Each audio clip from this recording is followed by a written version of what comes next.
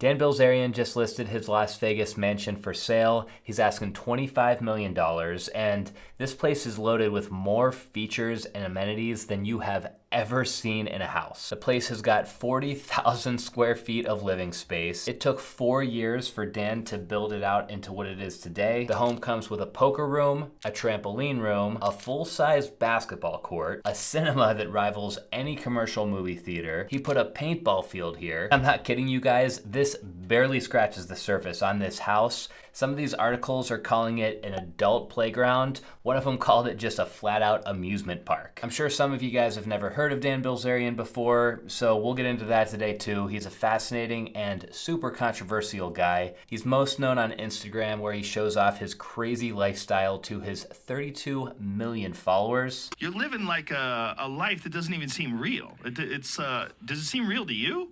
Now it seems normal, as crazy as that sounds. Just have been doing it for a while.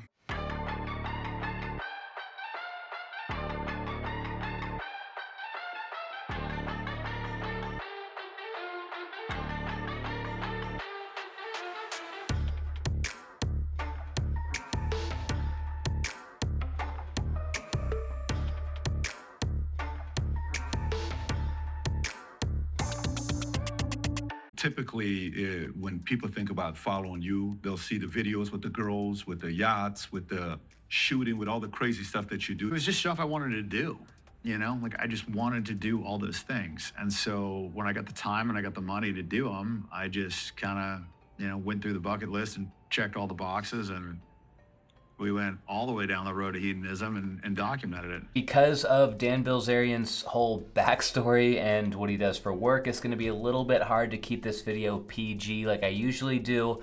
I'm going to do my best to focus on the house, but we got to talk about the owner of this house, Dan, and where he got all of his money and fame from, because that part of the story is almost more fascinating than the house itself. Dan Bilzerian was born on December 7th, 1980, which makes him 43 years old as of the filming of this video.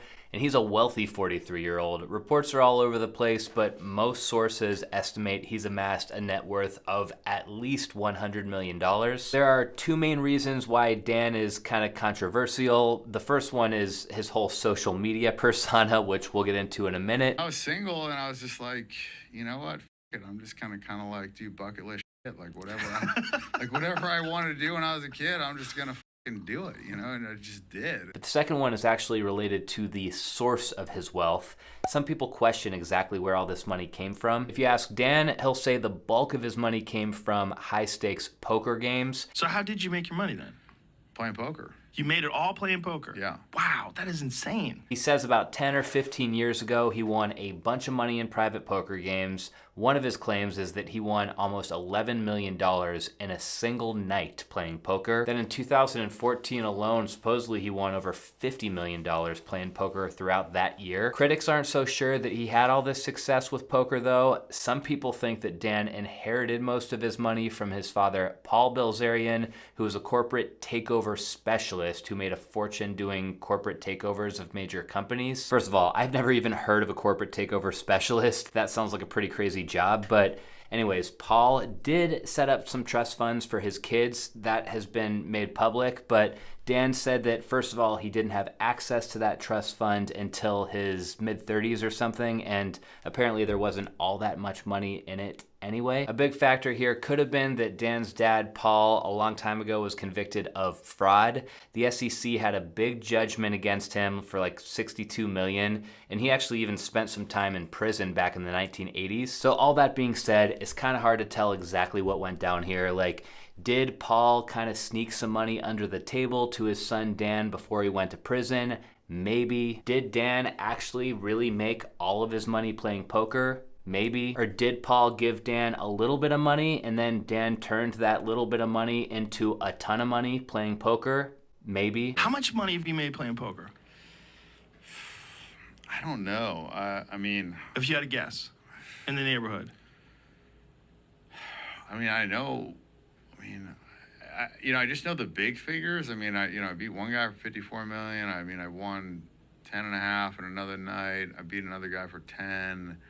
And then, I don't know what the total is on the, other cash games, but I mean, I don't I don't think we'll ever know for sure where all that money came from, but one thing we do know for sure is that what Dan ended up doing with all that money is where things get interesting. Dan Bilzerian has spent the last roughly decade of his life becoming the most wild and crazy bachelor you could ever imagine, and he documented his entire life online. He has partied with some of the biggest names and celebrities out there. He has surrounded himself with model women, constantly documenting himself traveling the world with at least a dozen girls. He had 2 heart attacks before the age of 32 from his crazy partying. Everywhere he goes, he gets there in this Gulfstream private jet, which, according to a celebrity jet tracking website, he's using this jet all the time. He takes private flights on his plane at least once a week. He's obsessed with guns. He's got a ton of videos of him shooting and supposedly has guns scattered around every room of his house. Dan owns a company called Ignite, which started off focused on pot, but now sells nicotine vape products, clothes, and a few different kinds of alcohol. That's all I'm going to say on here today. If you guys want to see more of this, just go to his Instagram page. You'll see exactly what I'm talking about, or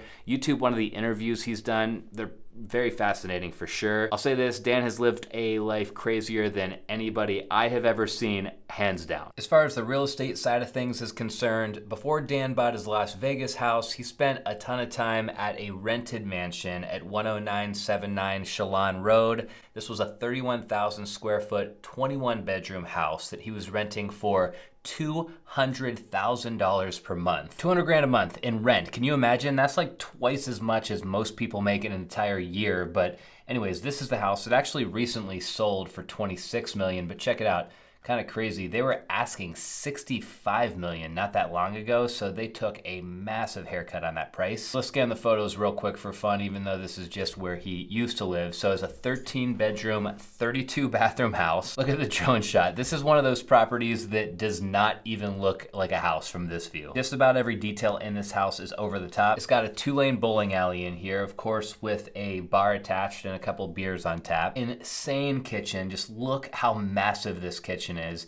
TVs everywhere. It feels like a sports bar. I think there actually is a sports bar over here in the background. So now we're on to some daytime photos. Check out that wall of windows on the backside. I guarantee every one of those sliders opens up just with a push of a button. We're only on photo number 12, and this is already the 3rd bar that we've seen. Basically, the entire upper deck here is an outdoor gym. It kind of reminds me of that outdoor gym on Venice Beach that Arnold Schwarzenegger used to train at. After your workout, though, you're probably going to want to drink. So, of course, here's another bar. Now we're up to bar number 4. Check out this hanging bed. I would have loved to see how they anchored this thing to the ceiling, but look at your views from this bed. You're looking straight out over the valley. Photo number 23, bar number 5, I think. Are we on 5 now? The master bedroom, not all that exciting, but check this out. The master bathroom is bigger than the bedroom. In this bathroom, not only do you have a place to shower, to sauna, to brush your teeth, to do your makeup, but you also can get a massage, or looks like you could probably get your hair cut over here. Here's some other bathroom that looks just as great as any other master bath I've ever seen. That's the gist of it. Epic house. I am not surprised that Dan Bilzerian lived here.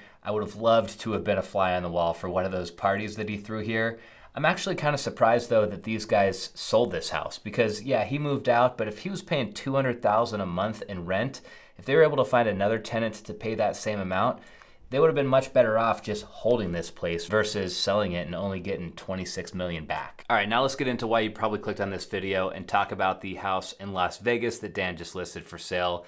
And it's interesting, this place is just as wild as the LA house in a lot of ways, but the style is very different. For specs, we've got 7 bedrooms, 12.5 baths, 38,000 square feet of living space. He's sitting on 5 acres. And it's got a 16-car garage. So see what I'm talking about? Here's the cover shot. It's just like a regular, everyday Spanish colonial style house. It's nice, but doesn't feel anything like the last one. This is what you're looking at when you drive through the gates. Some of the grounds outside here, a lot of shade, some water features. I'm guessing this is the motor court that takes you up to the front door. And I feel like I say this a lot, but this doesn't even look like a house. Like, doesn't this look more like a hotel than it does a house? He's got a couple of random turtle statues. I'm not sure what that's all about. Look at the sign here on his gate. He's got a little gun on it.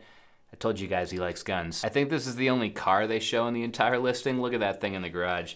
I didn't mention this earlier, but Dan actually was, I don't think he officially was a Navy SEAL, but he went to Navy SEAL training a couple of times. I think he ended up getting kicked out or something because of an injury, but That's what this truck reminds me of. Other than that truck, I'm trying to find clues that Dan lives here. I think this skull thing on the wall is kind of like his Ignite logo for that company I was talking about. Also, I noticed a chessboard in the other house, so I'm wondering if chess is his thing. That wouldn't surprise me. I bet you he's into chess. He's also into big kitchens. Look at the size of this freaking kitchen. It's a little overwhelming for me with all the brown tones. Definitely not my style, but it's impressive for sure. I told you guys he's always got like a dozen girls with him. I don't think this dining room right here is big enough. There's not one, but 2 pot fillers on the wall in the kitchen.